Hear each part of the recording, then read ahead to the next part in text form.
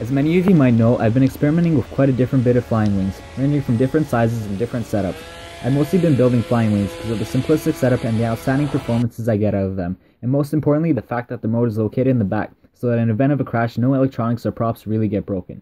So I thought to myself one day, instead of building a traditional flying wing, why just not build a double flying wing with two main bodies? So that got me thinking, would it be more efficient, would it have more performance, or would it just suck overall and not fly at all? A common question I ask myself is, where do I start? What do I need? How do I build this thing? Because I haven't built anything like this before or seen any designs related to this build.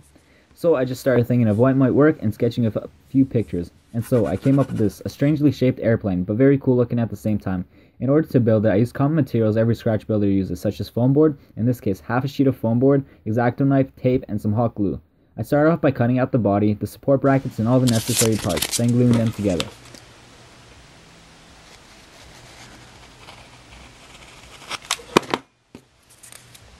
For this build in particular, I used a 10-gram Brushless outrunner motor, 10A ESC, two 3-gram servos, 5x4 prop, and a 260mAh 2S LiPo battery for power.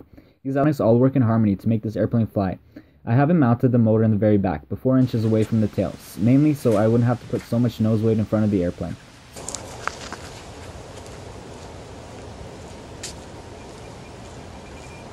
So far so good. The airplane looks good. It should fly because anything that's aerodynamic and balanced should fly no matter what.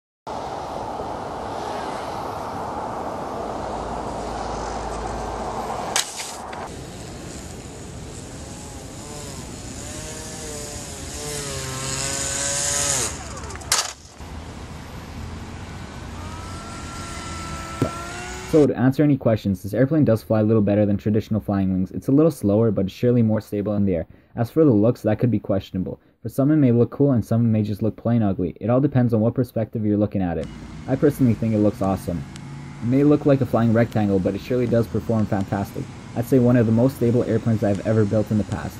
I think that it has something to do with the dual wing design and how the air flows between the airframe. As for the controls, it's very responsive, more responsive than I originally thought. I can do flips, rolls without a hassle. The only downside to this airplane is that it's so light, so I can only take it out on really calm days without it getting tossed around too much by the wind.